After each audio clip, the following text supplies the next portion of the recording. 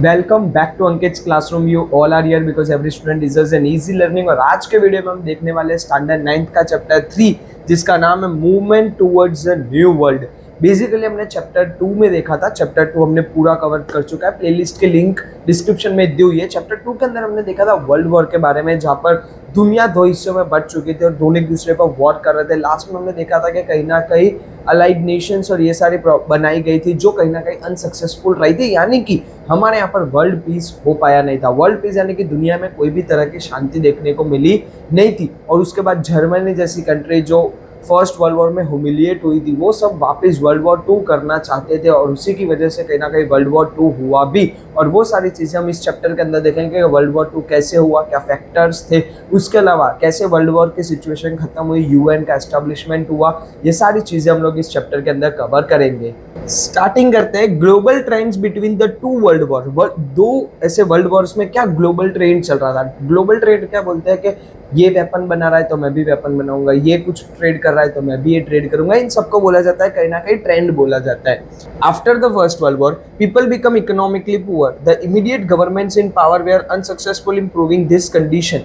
World war होने के बाद जितनी भी कंडीशंस थी, मतलब कि जितनी भी कंट्री की कंडीशंस थी, वो कहीं ना कहीं इकोनॉमिकली बहुत पुअर थी। पुअर यानी कि कहीं ना कहीं सब लोग बहुत गरीब हो चुके हैं, किसी के भी पास परचेसिंग पावर नहीं है। हमने देखा था कि इमीडिएट इफेक्ट में बहुत सारी कंट्रीज तबाह हो चुकी थी, बहुत सारे लोग मर चुके थे, जो बिल्कुल जिसका गुनाह नहीं था, पब्लिक मर चुकी थी। कहीं ना कहीं बहुत ज़्यादा एक इफेक्ट देखने को मिला था, यानी कि जो गवर्नमेंट वहाँ पर काम कर रही थी वो काम नहीं कर पाई, वो अनसक्सेसफुल रह चुकी थी। People lost trust in democracy. Dictatorship began in some countries with become a driving force for the Second World War. ठीक है, उसके बाद क्या हुआ कि कहीं ना कहीं लोगों का डेमोक्रेसी से भरोसा ही उठ गया था। डेमोक्रेसी क्या होता है? For the people, by the people, to the people, यानी लोग सब कुछ इलेक्ट करते हैं। कहीं ना कहीं लोगों का भरोसा डेमोक्रेसी से उठ चुका था कि कहीं ये लोग तो वॉर कर रहे हैं बार बार, पब्लिक को कोई भी बेनिफिट देखने को मिलता नहीं है। इसीलिए कहीं पर कई कंट्रीज के अंदर डिक्टेटरशिप शुरू हो गई। What is dictatorship? डिक्टेटरशिप यानी कि हमारा एक ही लीडर होगा जिसकी बात हम मानेंगे, काइंड ऑफ आप राजा बोल सकते हो, बट राजा नहीं, वहां पर एक किंग टाइप ही कॉन्सेप्ट आने लगा कि भाई एक जो हमारा रिप्रेजेंटेटिव होगा, एक लीडर होगा जिसकी बात पूरी कंट्री को माननी पड़ेगी। तो ये सारी सिचुएशन हमारे यहाँ पर क्रिएट होना शुरू हो गई। Let's study the following series of event in this respect. और अभी हम आगे देखते हैं कि कौन से कंट्री के अंदर क्या क्या चीजें ट्रेंड कर रही थी, किस तरीके से उन्होंने अपना डेवलपमेंट किया या फिर वॉर के ऊपर डेवलपमेंट किया। ये सारी चीजें अभी हम लोग देखेंगे। तो अब हम देखते हैं कुछ इवेंट्स के बारे में, जैसे fascism in Italy, Nazism in Germany, militarism in Japan. Global depression हुआ था 1929 से लेकर 1932 तक। अभी हम लोग कंटिन्यू वन बाय वन देखते हैं। फर्स्ट है fascism in Italy. In the first world war Italy on the side of the winning nation and fought for those nation.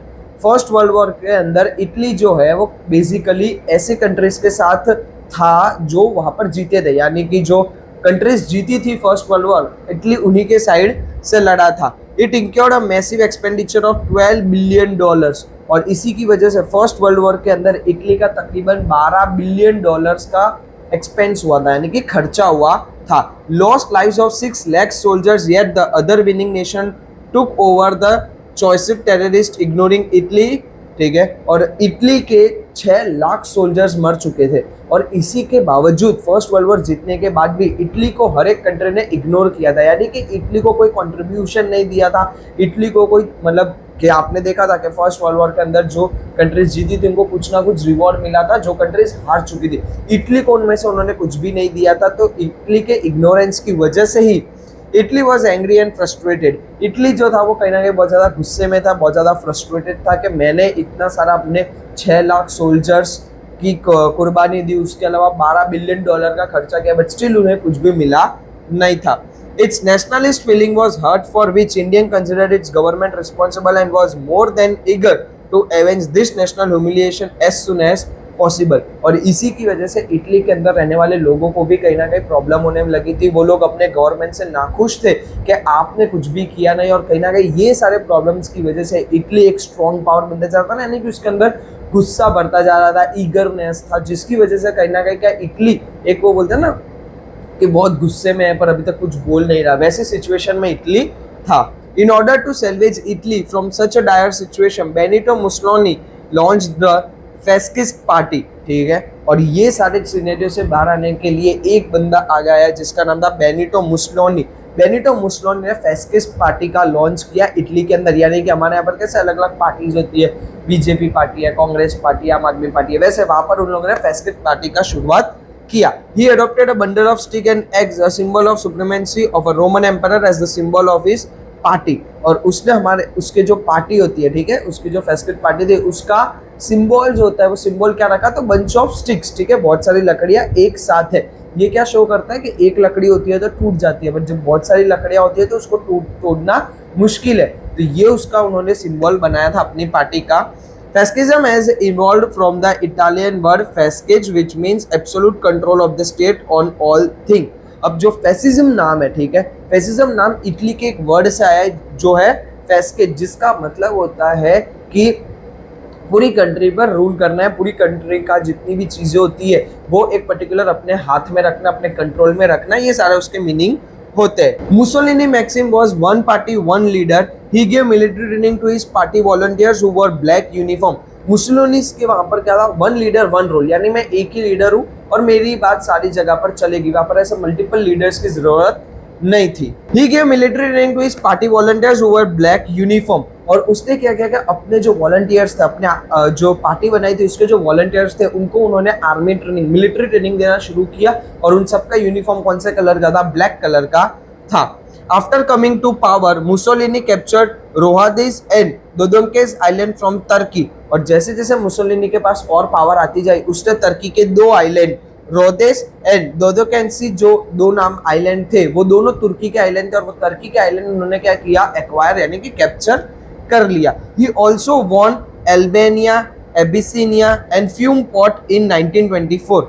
1924 के अंदर उसने और 3 पॉट, एल्बेनिया, एबिसिनिया और फ्यूम करके जो पॉट थे वो भी उन्होंने कैप्चर कर लिए। उसके बाद after this victories Mussolini snapped all ties with the league of Nation and joined the Rome Berlin Tokyo Axis. और लीग ऑफ नेशन, आपको पता होगा कि जब फर्स्ट वर्ल्ड वॉर खत्म हुआ था लीग ऑफ नेशन बनाई गई थी शांति, वर्ल्ड पीस रखने के लिए। बट क्या किया मुसोलिनी ने, जैसे ही उसके पास पावर आया उसने सारे लीग ऑफ नेशन से बैक ऑफ कर दिया और उसने अपनी रोम बर्लिन टोक्यो एक्सिस बनाई और उसके अंदर उन्होंने ज्वाइन किया। Thus Italy become responsible for the second world war. और इसीलिए बोला जाता है कि इटली कहीं ना कहीं सेकेंड वर्ल्ड वॉर के लिए रिस्पॉन्सिबल है, क्योंकि उसने अपने गुस्से के अंदर आकर क्या किया, वापिस से तुर्की के ऊपर रूल बनाना शुरू किया, उनकी जो स्टेट्स है, उनके जो आइलैंड है उनको एक्वायर करना शुरू किया, पोर्ट्स को एक्वायर करना शुरू किया, जिसकी वजह से क्या होने लगा, वापस जो लोगों के अंदर जो गुस्सा था वो वापस जागने लगा। और कहीं ना कहीं ऐसा बोला जाता है कि इटली है सेकेंड वर्ल्ड वॉर का रिस्पॉन्सिबल। उसके बाद सेकेंड इवेंट था Nazism in Germany. Germany had lost the first world war, it was economically ruined. आपको पता हो तो फर्स्ट वर्ल्ड वॉर में जर्मनी हार चुका था बहुत ही बुरी तरीके से, और जर्मनी के ऊपर बहुत सारा फाइन, बहुत सारे पेनल्टी भी लगाए गए थे, जिसकी वजह से वो ऑलरेडी बहुत ज्यादा गुस्से में था और उसका इकोनॉमिक रूइन हो चुका था, यानी कि उसका जो इकोनॉमिक होता है वो पूरी तरीके से खत्म हो चुका था। Paris peace process and compelled Germany to sign the Treaty of Versailles. German were extremely angry with the unjust treaty। और जो पेरिस पीस प्रोसेस हुई थी जहाँ पर जर्मनी ने पेरिस में जाकर ट्रीटी साइन की थी, ट्रीटी ऑफ वर्साइल्स, जो उसको गन पॉइंट पर रख के करवाई गई थी, उसकी वजह से जर्मनी बहुत ज्यादा गुस्से में था, क्योंकि उसको वो ट्रीटी सही नहीं लग रही थी, अनजस्टिक लग रहा था, उसको अपने साथ ह्यूमिलिएट उसको महसूस होता, यानी कि कहीं ना कहीं उसको बेइज्जती फील हुई थी, जिसकी वजह से जर्मनी बहुत ज्यादा गुस्से में था। Adolf Hitler join the national Socialist German Workers party 1919 year के अंदर एडल्फ हिटलर ने national Socialist German Workers party जो थी उसके अंदर ज्वाइन किया।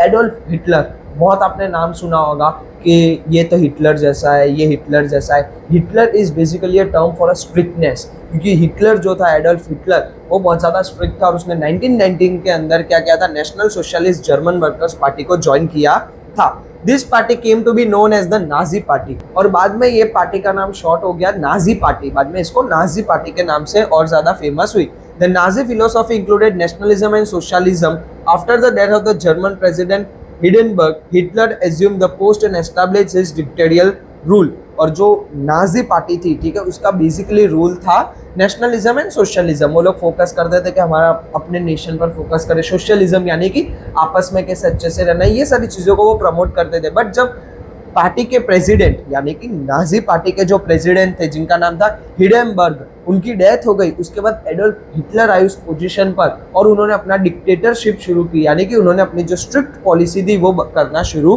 कर दिया। He adopted strained and aggressive policies and led the German toward narrow nationalism. German considered Hitler as fewer savior। अब यहाँ पर क्या किया जर्मन ने, ठीक है, कि जर्मन का जो लीडर था कौन था अभी, एडोल्फ हिटलर। एडोल्फ हिटलर ने बहुत ज्यादा एग्रेसिव पॉलिसीज यूज की। एग्रेसिव पॉलिसी क्या होता है कि बहुत ज्यादा खराब पॉलिसी बोल सकते हो, लोगों को भड़काने वाली पॉलिसी। उसने क्या किया कि बहुत नैरो माइंडेड सोच कर दी, यानी कि उन्होंने एडोल्फ हिटलर ने जर्मन्स को ऐसे पढ़ाया, ठीक है, कि आपकी ही कंट्री सब कुछ है, बाकी सब आपके दुश्मन है एंड एक्सेट्रा एक्सेट्रा। और उसने अपने आप को ऐसे बताया कि मैं ही आपका करता धरता हूँ। इसीलिए लोग उसकी बात से इन्फ्लुएंस होने लगे और जर्मन्स ने हिटलर को एज अ सेवियर देखा। सेवियर यानी कि तिनके का सारा बोलते हैं ना, कि जो हमको अभी बचा सकता है। जर्मन तो पूरा रूइन हो चुका है इकोनॉमिकली, यानी अभी यही इंसान है जो हमको बचा सकता है। और यही वजह से लोगों ने एडोल्फ हिटलर पर ट्रस्ट करना शुरू किया। बट एडोल्फ हिटलर जो था वो एग्रेसिव पॉलिसीज यानी कि कहीं ना कहीं खराब और स्ट्रिक्ट पॉलिसीज यूज करता था। Nazi soldiers wore blue military uniform and stuck a red strip on their shoulder and wore a symbol of swastika। ठीक है, ये सिंबल आप देखिए, जो हमारे यहाँ पर स्वस्तिक होता है ना, हिंदू में जो साथिया करते हैं, जो स्वस्तिक करते हैं, वो उसका उल्टा है ये। अब देखिए उल्टा स्वस्तिक है, ठीक है। अब ये क्या है, तो बेसिकली जो नाजी पार्टी थी हिटलर की, उसका यूनिफॉर्म था सबका ब्लू कलर का। ब्लू कलर का यूनिफॉर्म पहनना है, हाथ पर यहाँ पर शोल्डर पर क्या होगी, रेड कलर की स्ट्रिप होगी, यानी कि एक रेड कलर की पट्टी बांधी होगी और पट्टी के ऊपर उल्टा स्वस्तिक आपको देखने को मिलेगा। Hitler's authoritarianism and militarism nature become obvious after coming to power. और पावर में आने के बाद हिटलर्स का फटना तो बहुत ज्यादा ऑब्वियस था कि उसकी जो पार्टी है वो बहुत ज्यादा रूल करेगी, बहुत ज्यादा एग्रेसिव पॉलिसीज को फॉलो करेगी, और यही चीजें हुई। His main aim was the emergence of Germany as a major power। और एडोल्फ हिटलर का एक ही मेन एम था कि मेरे को वापस जर्मनी को बड़ी पावरफुल कंट्री बनानी है जिससे लोग बेसिकली डरे।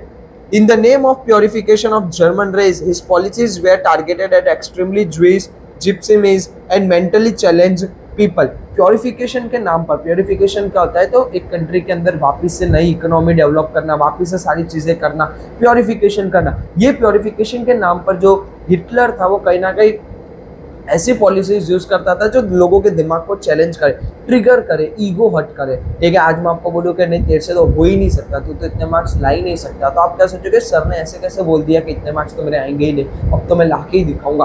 तो कहीं ना कहीं एडोल्फ हिटलर ने ये सारे तरीके यूज किए अपने कंट्री के अंदर प्योरिफिकेशन करने का, जो कहीं ना कहीं सही तरीका नहीं था।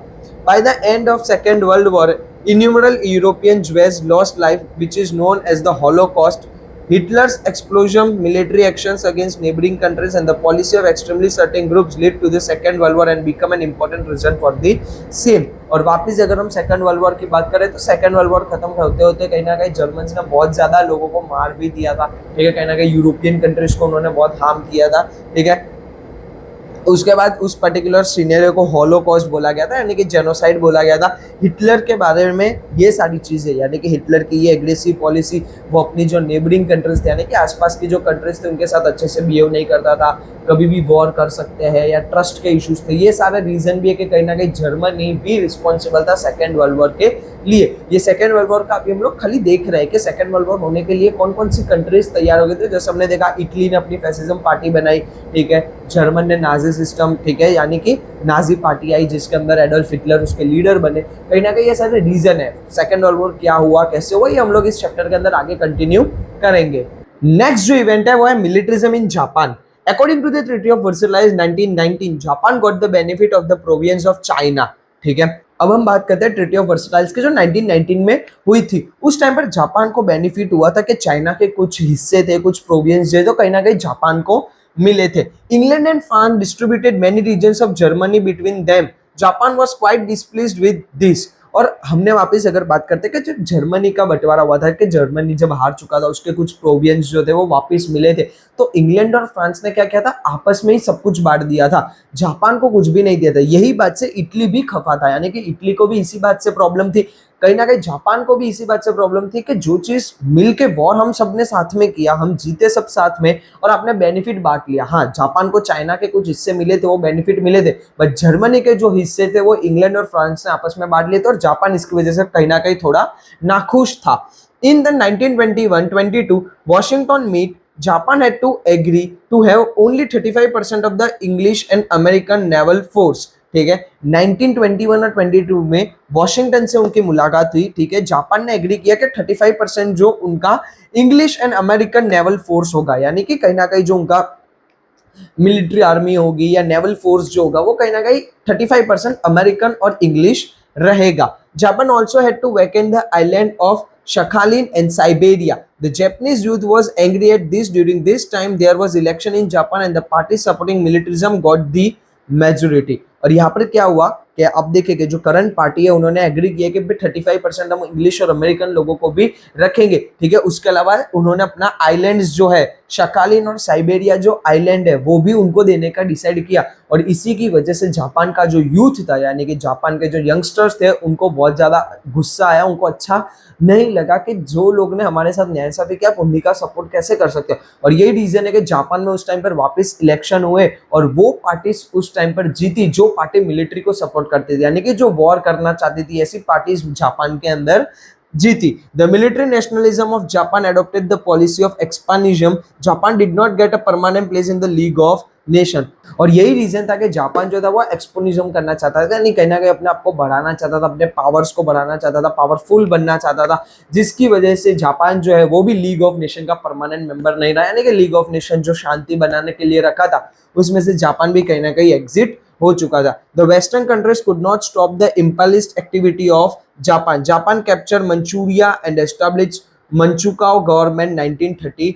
और जो वेस्टर्न कंट्रीज थे वो जापान को रोक नहीं पाए और जापान ने भी दूसरे जो पर्टिकुलर एरियाज थे उनको कवर करना शुरू किया। जैसे उन्होंने मंचूरिया को कैप्चर किया, ठीक है, वहां पर मंचुआओ गवर्नमेंट बनाई उन्होंने 1932 के अंदर। Also it captures Korea, Mongolia, Shantung and some provinces of China. उन्होंने उसके अलावा कोरिया, मंगोलिया, शातुंग और चाइना के भी कुछ हिस्से एक्वायर कर लिए, यानी कि वहां पर अपना रूल एस्टेब्लिश करना शुरू कर दिया। It improved it's relation with Germany and Italy and let lose its string of imperialism after Emperor Meiji. Emperor Hirohito 1936 also encouraged this activity of Japan. Thus Japan snapped all its ties with the League of Nations. अब हम वापस बात करते हैं Germany और Italy की। ठीक है, इटली जो था वो तो पहले ही खफा था तो उसने लीग ऑफ नेशन से हट गया और वो क्या कर रहा था, वापस अपना आर्मी बना रहा था। और इटली भी कहीं ना कहीं गुस्से में था। जर्मनी की बात करते तो जर्मनी तो ऑब्वियसली गुस्से में था क्योंकि वो तो हारा था। और जापान की ये एक्टिविटीज के वो वापस अलग अलग जगह पर जाकर रूल एस्टेब्लिश करना शुरू कर दिया, जिसकी वजह से जापान, इटली और जर्मनी एक हो गए, यानी कि वो आपस में जुड़ गए कि भाई हमको तो आगे चल के वॉर ही करना है। उसके बाद जापान के अंदर मेइजी करके एम्पेरर आए, यानी कि एक के बाद दूसरा एम्पेरर आता है, वैसे मेइजी आए, उसके बाद एम्पेरर हिरोहितो आए। हिरोहितो कब आए थे? 1936 के अंदर। और उन्होंने भी क्या प्रमोट किया? मिलिट्रिज्म प्रमोट किया। उन्होंने भी कहीं ना कहीं वॉर के सिचुएशंस को ज्यादा प्रमोट किया। और यही रीजन था कि 1913 के अंदर, यानी 1913 के अंदर जापान ने लीग ऑफ नेशन के साथ अपने सारे रिश्ते काट दिए, यानी कि मैं लीग ऑफ नेशन में नहीं हूं, मेरे को कोई शांति नहीं रखनी है, मुझे कोई भी वर्ल्ड पीस करने में खुशी नहीं है, हमको भी हमारा जो गुस्सा है, हमारा जो बदला है वो हम लेके ही रहेंगे। और इसी की वजह से जापान, जर्मनी और इटली कहीं ना कहीं एक हो चुके थे। उसके बाद हम बात करते हैं ग्लोबल डिप्रेशन की, जो था 1929 से लेकर 1932 तक। क्या है global depression? The heads of most of the European nation has to believe that with the end of first world war even the post war problems of the world will come to an end. पूरी दुनिया को ऐसा लग रहा था कि ये जो वर्ल्ड वॉर की सिचुएशन है ये खत्म हो जाएगी। और वो खत्म होने के बाद जो हमने देखा था इम्पैक्ट ऑफ वर्ल्ड वॉर, ये बहुत जगह पर इकोनॉमी रुइन हो चुकी है, प्रॉपर्टी डैमेज हुई है, वो भी धीरे धीरे वो सारी सिचुएशन वापस ठीक हो जाएगी, ऐसा लोगों को लगता था। But this proved wrong. और ये जो चीज थी, ये जो विश्वास था लोगों का, ये गलत प्रूव हो चुका, क्योंकि वर्ल्ड वॉर की सिचुएशन खत्म होने के बाद कुछ भी सही होने की जगह बहुत ज्यादा चीजें बिगड़ गई थी। Suddenly a large number of shares began to be sold in the Wall Street stock market, causing the stock market to crumble. और एकदम से सडनली स्टॉक्स मार्केट के अंदर एक साथ बहुत सारे स्टॉक्स बिकने लगे, यानी कि स्टॉक सेल होने लगे। कहां पर? वॉल स्ट्रीट स्टॉक मार्केट, ठीक है। वॉल स्ट्रीट जो है वो यूरोपियन कंट्रीज का, अमेरिका का बेसिकली एक स्टॉक मार्केट है, ठीक है। हमारे यहाँ पर कैसे इंडियन स्टॉक एक्सचेंज है, वैसे उनका वॉल स्ट्रीट करके स्टॉक मार्केट है। वहां पर सडनली ही सारे स्टॉक्स एकदम से बिकने लगे और जिसकी वजह से स्टॉक मार्केट धड़ाम करके नीचे गिर गया, यानी कि स्टॉक मार्केट क्रैश हो चुका था। This was called the Wall street crisis, ठीक है। और इसी को बोला जाता है वॉल स्ट्रीट क्राइसिस, यानी कि उस दिन वॉल स्ट्रीट का जो स्टॉक मार्केट था वो बहुत बुरी तरीके से क्रैश हुआ था, इसीलिए इसको वॉल स्ट्रीट क्राइसिस भी बोला जाता है। कब हुआ था? बाय द क्राइसिस 24 अक्टूबर 1929, 24 अक्टूबर 1929 के अंदर ये वॉल स्ट्रीट मार्केट क्रैश हुआ था। This crisis took the whole world and shattered the economic condition of the nation, giving birth to the great global depression. Wall Street का स्टॉक मार्केट होता है जब कोई भी कंट्री का स्टॉक मार्केट या करंट अफेयर्स चेंज होते हैं, जैसे अभी इंडिया के अंदर टैरिफ का सिचुएशन चल रही है कि भाई अमेरिका के जो प्रेसिडेंट है डोनाल्ड ट्रंप, उन्होंने हमारे पर टैरिफ लगाया है, तो इट्स एन इकोनॉमिकल प्रॉब्लम, ठीक है। ये सिर्फ इंडिया को इम्पैक्ट नहीं करता है, इंडिया के साथ जितनी भी कंट्रीज ट्रेड करती है उनको भी इम्पैक्ट करता है। जो हमारे एफडीआई होते हैं यानी कि फॉरेन डायरेक्ट इन्वेस्टर्स होते हैं, ये सारी चीजें उन पर भी इम्पैक्ट करती है। तो उस टाइम पर वॉल स्ट्रीट मार्केट क्रैश हुआ, वो था भले यूरोपियन कंट्रीज का, बट उसकी वजह से पूरे वर्ल्ड में प्रॉब्लम हुई। क्यों? क्योंकि हर एक कंट्री के पैसे हर एक जगह पर इन्वेस्ट हुए होते हैं, पब्लिक के पैसे इन्वेस्ट होते हैं। तो वॉल स्ट्रीट मार्केट का क्राइस होने के बाद पूरी दुनिया के अंदर ग्लोबल डिप्रेशन देखने को मिला, यानी कि मार्केट क्राइस हो चुके हैं, लोगों ने अपने पैसे गंवा चुके हैं, लोगों ने बहुत ज्यादा लॉस किया है, जिसकी वजह से पूरी दुनिया के अंदर एक बहुत ज्यादा शैटर्ड माहौल था। शैटर्ड माहौल यानी कि बोलते हैं कांप जाना, वैसा माहौल देखने को मिल रहा था। Most of the nation of the world were affected by this, दुनिया के ऑलमोस्ट सारी ही कंट्री ये क्राइसिस की वजह से अफेक्ट हुई थी। Even a super power like great Britain had to sacrifice its policy of keeping gold reserve against its currency pound, ठीक है। फिर चाहे वो बहुत सारा सुपर पावर जैसी कंट्री हो, जैसे ग्रेट ब्रिटेन जो बहुत ज्यादा एक बड़ी सुपर पावर कंट्री है, उनको भी अपनी पॉलिसी चेंज करनी पड़ी थी। उनके जो गोल्ड उन्होंने संभाल के रखे थे रिजर्व्स में, वो उनको मार्केट में लाने पड़े थे एक डिप्रेशन की सिचुएशन को वापस कवर करने के लिए। This affected the other nation of the world and international trade and industry. Great Britain के अलावा भी बड़े बड़े और भी नेशंस को बहुत ज्यादा तकलीफ हुई थी उस टाइम में, ऑलमोस्ट दुनिया के हर एक कंट्री को प्रॉब्लम हुई थी। उसके अलावा जो इंपोर्ट एक्सपोर्ट का बिजनेस होता था, इंडस्ट्री का बिजनेस होता था, इंटरनेशनल ट्रेड होता था, ये सारी चीजों पर इफेक्ट देखने को मिला था। Prosperous nation like America also had to impose strict measures. Global trade was reduced to half. Thus World War II started getting its outline. और अमेरिका जैसे जो कंट्री थी वो भी इसका बेनिफिट कहीं ना कहीं उठा रही थी कि वो जल्दी ट्रेड नहीं कर रहे थे, ठीक है। अमेरिका को भी प्रॉब्लम देखने को मिले थे क्योंकि उनके भी बहुत ज्यादा वॉल स्ट्रीट क्राइसिस के अंदर पैसे गए थे। और ये सारे रीजंस की वजह से जो इंटरनेशनल ट्रेड होता है, वर्ल्ड ट्रेड, यानी इंडिया से कोई सामान दूसरी जगह पे गया, दूसरी कंट्री से कोई और तीसरी कंट्री में गया, ये जो पूरा वर्ल्ड ट्रेड होता है ये आधा हो चुका था, यानी कि इतना कम हो चुका। आधा वर्ल्ड ट्रेड हो जाना यानी बहुत बड़ी प्रॉब्लम होती है। तो वो सारी चीजें हो गई थी और लोग कहीं ना कहीं ये भी देख रहे थे कि डिप्रेशन हो चुका है, कौन सी कंट्री बहुत ज्यादा वीक हो गई है तो उस पर हम लोग हमला कर दे और फटाफट उनको एक्वायर कर ले। और यही सारे रीजंस की वजह से कहीं ना कहीं वर्ल्ड वॉर 2 की शुरुआत हो चुकी थी, आउटलाइन बन चुकी थी और अभी खाली वर्ल्ड वॉर 2 एग्जीक्यूट होना बाकी था। तो ये बेसिकली 4 एक ऐसे इवेंट्स थे जो उस टाइम पर हुए थे। इटली ने अपनी पार्टी फैसिज्म बनाई, उसके बाद जर्मनी ने नाजिज्म पार्टी बनाई, जापान ने अपने मिलिट्रिज्म को बहुत ज्यादा बूस्ट किया और दुनिया के अंदर 1929 से लेके 1932 तक ग्लोबल डिप्रेशन देखने को मिला। अब देखते हैं वर्ल्ड वॉर 2। वर्ल्ड वॉर 2 1939 से लेकर 1945 तक चला था, ठीक है। अभी फैक्टर्स की बात करेंगे कि कौन से फैक्टर्स की वजह से वर्ल्ड वॉर 2 हुआ था। तो पहली बात, वर्ल्ड वॉर 2 जो वो 1939 से शुरू हुआ था, कहीं ना कहीं 1945 तक वो चला था। The seed of the world war 2 has been shown in the treaty of Versailles. हमने वर्ल्ड वॉर 1 यानी कि जो हम चैप्टर 2 की बात करें तो चैप्टर 2 में जब वर्ल्ड वॉर खत्म हुआ, ट्रीटी ऑफ वर्सटाइल्स हुई थी, तभी हमने देख लिया था, उसी चैप्टर के अंदर लिखा हुआ था कि ट्रीटी ऑफ वर्सटाइल्स ही रीजन है वर्ल्ड वॉर 2 का। और जो बीज होते हैं ना, वो बीज जो थे वो ट्रीटी ऑफ वर्सटाइल्स ने बो दिए थे। Paris peace process had displaced many nation, और पेरिस पीस प्रोसेस की वजह से बहुत सारे नेशंस, बहुत सारी कंट्री ऐसी थी जो कहीं ना कहीं बहुत ज्यादा परेशान थी या एंगर बोल सकते हैं, या उनको तकलीफ थी कि पेरिस पीस प्रोसेस में जो चीजें हुई वो नहीं होनी चाहिए थी। The event that happened after the lead to the world war 2, और यही सारे फैक्टर्स है वो वर्ल्ड वॉर 2 करने की शुरुआत करते हैं। So dear childrens, let's study the factor responsible for world war 2। और अभी हम लोग पढ़ेंगे वर्ल्ड वॉर 2 होने के मेन फैक्टर्स, यानी क्या क्या फैक्टर्स ऐसे हुए जिसकी वजह से वर्ल्ड वॉर 2 हुआ। तो कॉजेज ऑफ वर्ल्ड वॉर 2 में पहला है फियर्स नेशनलिज्म, ठीक है। फर्स्ट है fierce nationalism. After the first world war, fierce nationalism developed in Germany, Japan and Italy. Basically fierce nationalism क्या होता है? फियर्स नेशनलिज्म यानी कि मेरी कंट्री अच्छी बाकी सब बुरी, मेरे कंट्री के लोग अच्छे बाकी सब बुरे। आपको समझ में आया? यानी कि उन्होंने क्या किया कि अपनी कंट्रीज के लोगों को ऐसे प्रमोट किया कि आप ही सब कुछ, आपके ही लोग हैं, सिर्फ आपकी कंट्री के, आपकी कंट्री के बाहर के जो भी लोग हैं वो आपके दुश्मन है, एक्सेट्रा एक्सेट्रा। ये जो फियर्स नेशनलिज्म है ये कहाँ होना शुरू हुआ था?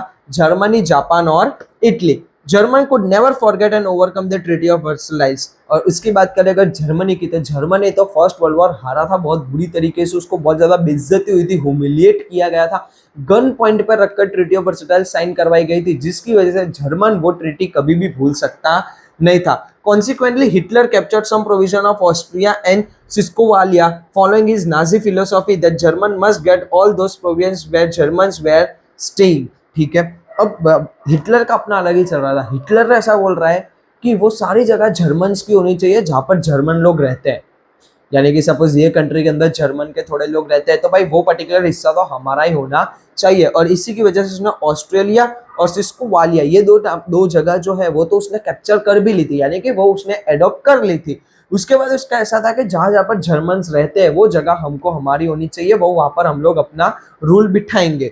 Italy could not forget that it was ignored in the treaty of Versailles. और हमने ऊपर ही बात की, ठीक है, मतलब ऊपर यानी कि चैप्टर के ऊपर, आगे वीडियो में हमने बात की कि इटली जो था वो ये कभी नहीं भूलेगा कि जब ट्रीटी ऑफ वर्साइल्स हुई उसको इग्नोर किया गया, यानी कि उसको कोई भी बेनिफिट दिए गए नहीं थे। ये बात इटली कभी भी भूलेगा नहीं।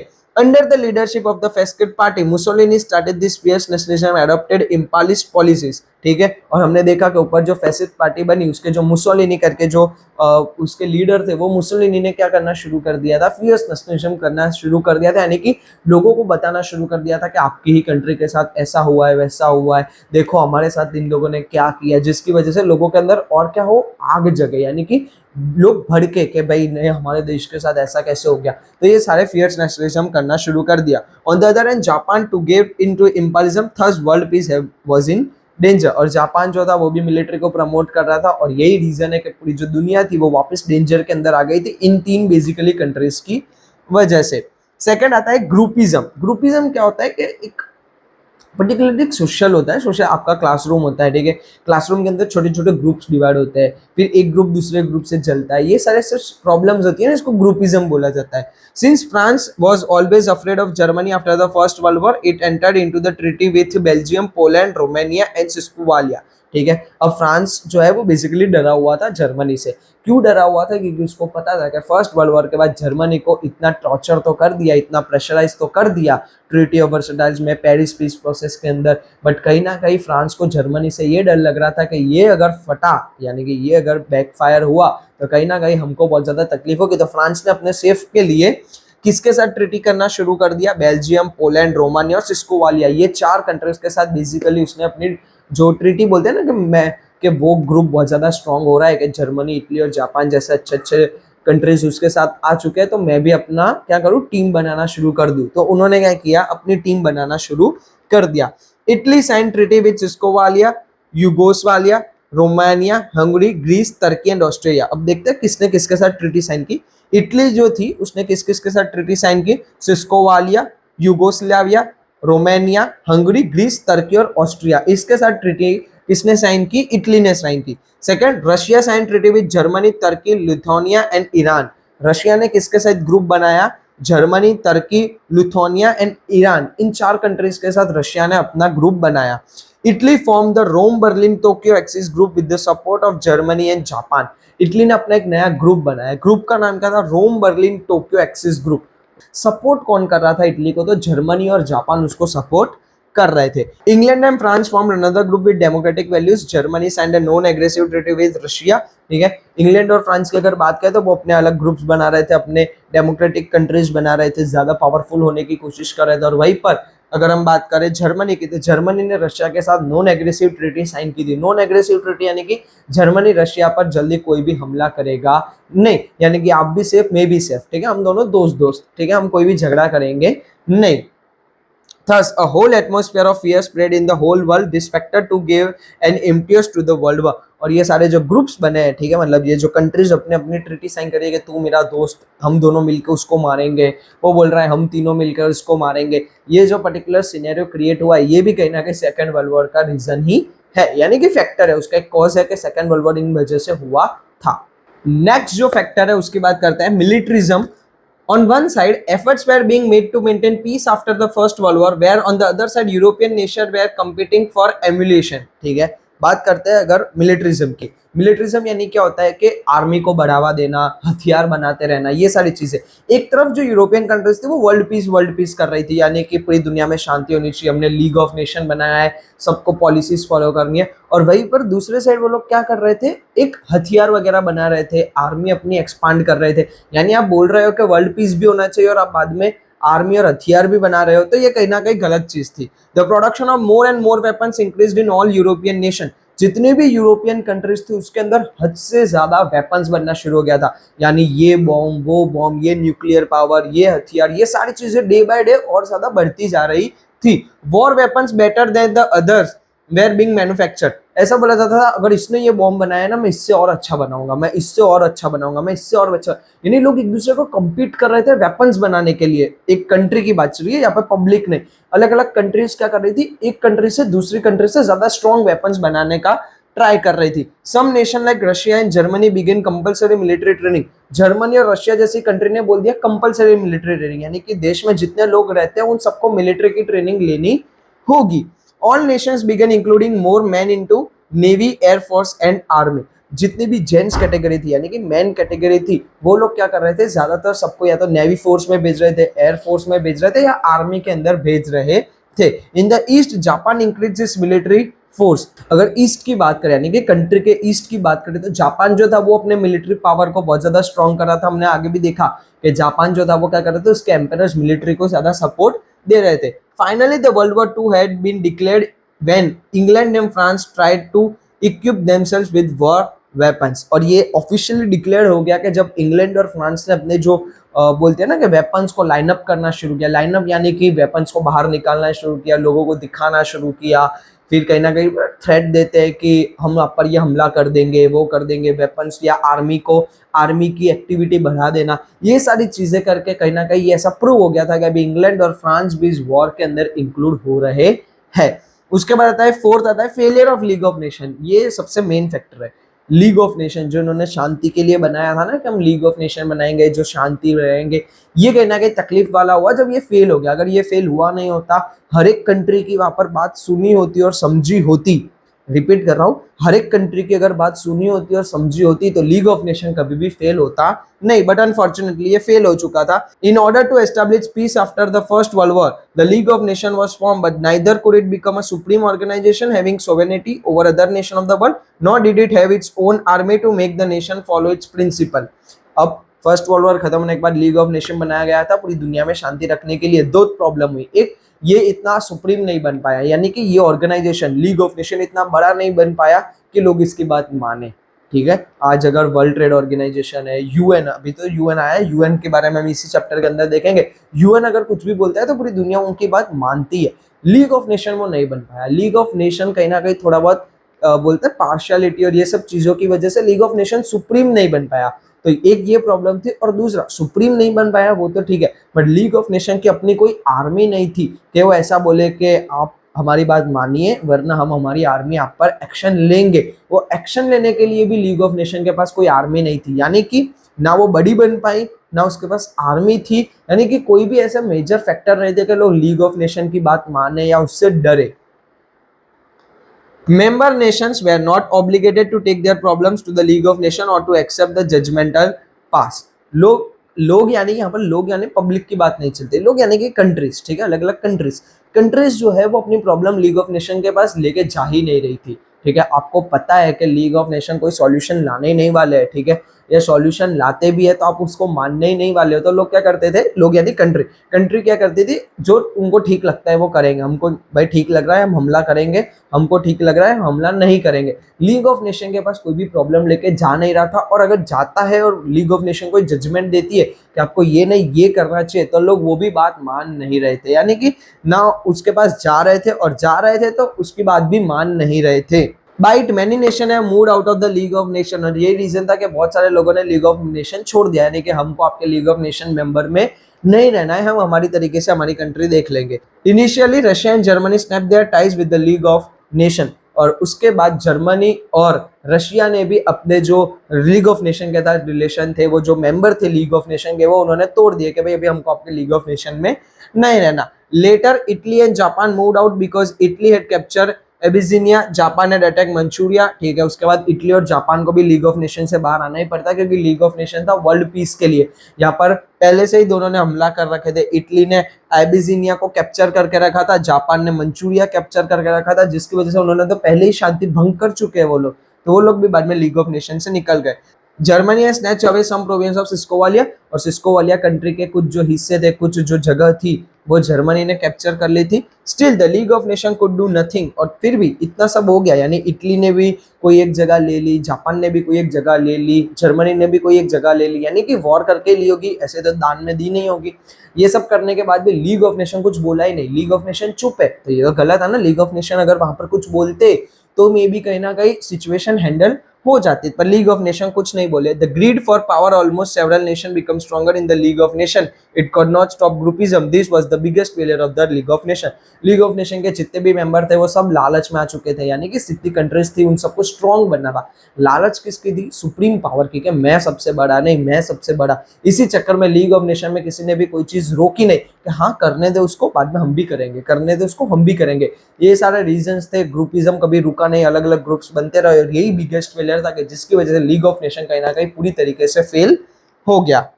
फिफ्थ एक रीजन है, जिस रीजन की हम शुरुआत से बात करते आए, शुरुआत से यानी कि जब से चैप्टर शुरू हुआ है, treaty of Versailles. The treaty of Versailles got its form in the Paris peace process at the end of the first world war. देखिए पेरिस पीस प्रोसेस हुई थी वर्ल्ड वॉर 1 खत्म होने के बाद, जब पेरिस में जर्मनी को बुलाया गया था, बाकी सारी कंट्रीज भी आई थी, और उन्होंने क्या कहता जर्मनी पर गन पॉइंट पर रख के वो पूरी एक ट्रीटी साइन करवाई थी, treaty of Versailles. Since Germany was found responsible for the war, it had to pay 6.5 billion pound as war fine, ठीक है। पहली बात, अगर आपको चैप्टर 2 याद हो, नहीं हो तो प्लेलिस्ट है आप देख सकते हो, ठीक है, या बुक में आप देख सकते हो कि जब जर्मनी को बोला गया कि तेरी वजह से ये वॉर हुआ था, यानी कि जर्मनी को रिस्पॉन्सिबल बताया गया कि आपकी वजह से ये पूरा वॉर हुआ है, जिसकी वजह से उसको 6.5 बिलियन पाउंड का वॉर फाइन देना पड़ा था। इट्स रू प्रोविंस वाज टेकन अवे, ठीक है, जर्मनी का जो रूल करके जो प्रोविंस था, यानी कि जो रीजन था, वो उनसे छीन लिया गया। Rhine river had to be open for international sea route. Rhine river जो जर्मनी की थी वो इंटरनेशनल सी रूट के लिए ओपन कर दी गई कि भाई हम ये पूरी दुनिया इसका यूज करेगी। Then such an unfair and humiliating treaty was forcibly imposed on Germany, और ये पूरी बेइज्जती करने के बाद और गन पॉइंट पर रखने के बाद, यानी कि बहुत ज्यादा फोर्स और प्रेशर बनाने के बाद जर्मनी से ये ट्रीटी साइन करवाई गई थी। The German dictator Adolf Hitler called the treaty of Versailles a piece of paper and announced to reject it. और एडोल्फ हिटलर, ठीक है, एडोल्फ हिटलर ने ऐसा बोल दिया कि जो ट्रीटी ऑफ वर्सलाइज थी ये एक पीस ऑफ पेपर, यानी एक कागज का टुकड़ा था, और मैं इस कागज के टुकड़े को मानता नहीं हूँ, और मैं कोई भी ट्रीटी ऑफ वर्सलाइज को मानता नहीं हूँ, और मैं रिजेक्ट करता हूँ ये। यानी कि जितनी भी चीजें हमने ट्रीटी ऑफ वर्सलाइज में की थी कि हम ये करेंगे वो करेंगे, अभी हम सारी चीजें वापस लेंगे, मैं ट्रीटी ऑफ वर्सलाइज को नहीं मानता हूँ, ये कागज का खाली टुकड़ा है। फिजिक्स आता है imperialistic ambition of Adolf Hitler. Adolf Hitler के इम्पलिस्ट एम्बिशन के बारे में। Hitler laid the foundation of the second world war, ठीक है, कहीं ना कहीं हिटलर जो थे वो सेकेंड वर्ल्ड वॉर के फाउंडेट बोलते हैं कि भाई उनकी वजह से कहीं ना कहीं ज्यादा बढ़ावा मिला था। He had fierce nationalist and militarist nature, ठीक है, उनका नेचर हम पहले भी देख चुके हैं कि भड़काऊ नेचर था, कि भाई कंट्री के लोगों को भड़काने का। उसके बाद मिलिट्रिज्म, यानी कि वो जो भी करना है मिलिट्री से करेंगे, यानी कि सीधा अटैक करेंगे, सीधा वॉर करेंगे, समझाने की बात वहां पर आती नहीं थी। That's why he wish the unity stability and prosperity of Germany at any cost, और इसीलिए हिटलर को चाहिए था कुछ से भी कीमत पर जर्मनी के अंदर यूनिटी होनी चाहिए, यानी कि जर्मनी के अपने लोगों के अंदर यूनिटी होनी चाहिए, स्टेबिलिटी होनी चाहिए, यानी कि लोग स्टेबल होने चाहिए। ऐसा नहीं कि कुछ हो तो अलग हो, मतलब कि कोई बोले तो ये भी बात मान ली, वो भी बात हम मान ली, ऐसा नहीं, स्टेबल होने चाहिए, मैं बोलूँ वही बात माननी चाहिए, आपस में यूनिटी होनी चाहिए और प्रॉस्पेरिटी होनी चाहिए, यानी कि अपने देश के प्रति एक प्रॉस्परियस होनी चाहिए, देश के प्रति संभावना होनी चाहिए, देश के लिए ही सब कुछ होना चाहिए, देश के लिए एक पॉजिटिव एटीट्यूड होना चाहिए। The first victim of his imperialism was Austria. हमने देखा था कि भाई सबसे पहले जर्मन ने जो ऑस्ट्रिया कैप्चर किया वो इसके इम्पलिस्ट का पहला नमूना था, यानी एग्जाम्पल था कि कितनी बेरहमी से वो कहीं पर भी जाकर कुछ भी कर सकते थे। उन्होंने ऑस्ट्रिया कैप्चर किया था। Along with German army, he entered Austria on 12th March 1938. कब उन्होंने ऑस्ट्रिया कैप्चर किया? तो जर्मन आर्मी के साथ एडोल्फ हिटलर ऑस्ट्रिया के अंदर घुस गए। ठीक है, ऑस्ट्रिया के अंदर एडोल्फ हिटलर घुस गए अपनी आर्मी के साथ। कब घुसे? 12th ऑफ मार्च 1938 को, 12 मार्च 1938 को एडोल्फ हिटलर ने ऑस्ट्रिया पर अटैक किया था। On the very next day of the Munich convention, Germany had captured सिस्कोवालिया। ठीक है, और उसके बाद मतलब कि ऑस्ट्रिया को कैप्चर करने के बाद जब मुनिश कन्वेंशन चल रही थी, ठीक है, जर्मनी ने सिस्कोवालिया को कैप्चर कर लिया 1 अक्टूबर 1938 को। यानी एक ही साल में उन्होंने ऑस्ट्रिया भी कैप्चर कर लिया और सिस्कोवालिया भी कैप्चर कर लिया। After that he had captured the Memel port of Lithuania. ठीक है, बाद में उन्होंने लिथुनिया का जो मर्मल पोर्ट था वो भी कैप्चर कर लिया मार्च 1939 के अंदर। Thus a grand German nation was created by Hitler, और हिटलर ने इसको बोला कि ग्रैंड जर्मन नेशन, यानी कि मेरा भव्य जर्मनी कंट्री जो इतनी सारी चीजें कर सकता है। His imperialist policy was the main cause of Second World War, और ये जो खतरनाक था ना कि बिना कुछ बोले सीधा आर्मी के साथ घुस जाना और वो जगह पर राज करने लग जाना, ये भी कहीं ना कहीं सेकेंड वर्ल्ड वॉर का मेन रीजन बोला जाता है। अब लास्ट फैक्टर की बात करते हैं, German attack on Poland and immediate cost. ठीक है, जर्मन ने पोलैंड पर अटैक किया और इमीडिएटली क्या होने लगा? वॉर की सिचुएशन क्रिएट हो गई। The above mention cause had made the whole world to sit on the heap of ammunition. ठीक है, और ये जितने भी हमने ऊपर देखे, मतलब कि जितनी भी चीजें हमने आगे देखी कि क्या क्या चीजें हुई, इसकी वजह से पूरी दुनिया हथियार के नोक पर खड़ी थी। हथियार के नोक पर खड़ा होना यानी कि बंदूक की नोक पर खड़ी थी, यानी कि किसी ने भी कुछ किया तो हर एक इंसान ट्रिगर दबा के ही बैठा था कि जैसे कोई कुछ करे हम डायरेक्ट शूट कर देवे। A small spark could blow up the whole world, और एक छोटी चिंगारी बहुत काफी थी। ठीक है, यानी पूरी दुनिया बैठी है कि कोई कुछ करे और हम अपना शुरू करें काम। तो एक जो छोटी चिंगारी थी वो दुनिया के लिए खड़ी थी। And this spark was German attack on the peaceful Poland, और ये जो स्पार्क हुआ यानी कि, और ये चिंगारी कब हुई? जब जर्मनी ने एक शांति प्रिय कंट्री पोलैंड पर अटैक कर दिया। कब किया? सितंबर 1, 1939 अर्ली मॉर्निंग, 1 सितंबर 1939 को सुबह सुबह यानी कि अर्ली मॉर्निंग में कर दिया। थर्स वर्ल्ड वॉर 2 हैड बिगिन, और इसी की वजह से वर्ल्ड वॉर 2 शुरू हो गया। क्योंकि भाई सब लोग रहा तो यही देख रहे थे ना कि जब एक कंट्री दूसरी कंट्री पर अटैक करे तो हम लोग शुरू हो जाएंगे वर्ल्ड वॉर 2 करने के लिए। और वहां पर जर्मनी ने 1 सितंबर 1939 को क्या किया? पोलैंड पर उन्होंने सुबह सुबह अर्ली मॉर्निंग पर हमला किया और उसी के बाद वर्ल्ड वॉर 2 शुरू हो गया। Hence Britain and France plugged into this war, Consequently, the war spread in the entire world. और जैसे ये शुरू हुआ उसके बाद ब्रिटेन और फ्रांस इस वॉर के अंदर आए। मतलब जैसे जर्मनी ने पोलैंड पर अटैक किया, ब्रिटेन और फ्रांस इसके अंदर इंक्लूड हुए इस वॉर के अंदर, और धीरे धीरे ये जो युद्ध था वो पूरी दुनिया के अंदर फैल गया। आज का वीडियो हम लोग यही तक रखेंगे। आप बताइए आपको एक्सप्लेनेशन कैसा लग रहा है? कमेंट्स कीजिए, लाइक कीजिए, शेयर कीजिए, सब्सक्राइब कर दीजिए। जिसने अभी तक व्हाट्सअप चैनल या व्हाट्सअप ग्रुप ज्वाइन नहीं किया है, लिंक डिस्क्रिप्शन में दी हुई है, आप फटाफट से ज्वाइन कर सकते हैं ताकि आपके पास रेगुलर अपडेट सबसे पहले पहुंच सके। तब तक जय हिंद, जय Bharat, thank you very much.